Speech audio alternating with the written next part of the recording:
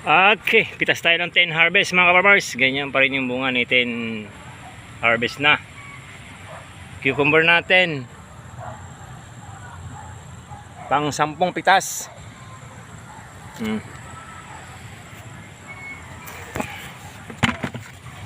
Nakuha natin last nung siyam na pitas ay 170. Mas meron pa dito. Marami na yung deform na katulad nito.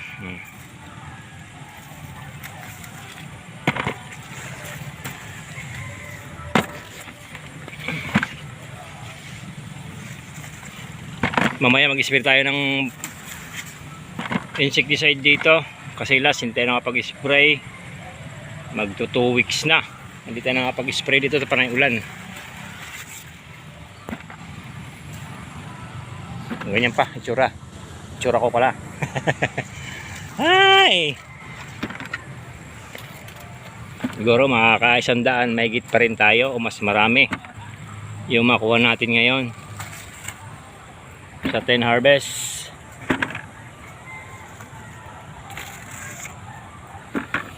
Ni cucumber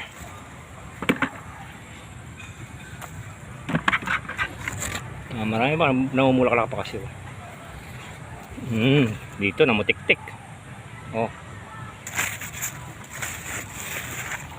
the best. No 9 harvest naka 170. Ewan ko lang ngayon kasi tambak na dun sa bahay. Kabit-kabit eh. Doon lang ako magkuhan pag malaki yung natamnan mo, hindi mo na kailangan gumamit ng gunting. Bagal pagka gunting. Tapos yung mga ganito kasi tinatanggal ko na mga deform. Hindi kasi lahat ng bunga nagtutuloy, tinatanggal na natin yan.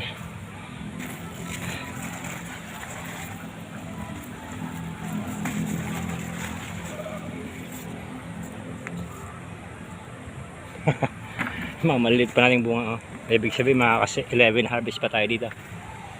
May mga part na wala kasi may maliliit pang ganyan. May part na sunod-sunod.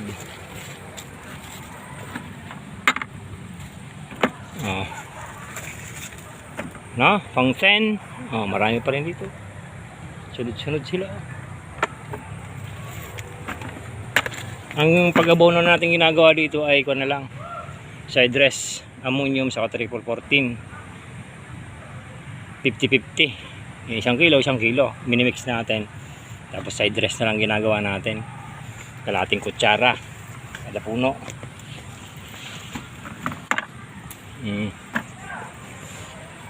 Kahit pa paano 10 harvest na, mag yellow na talaga, pero may bunga pa.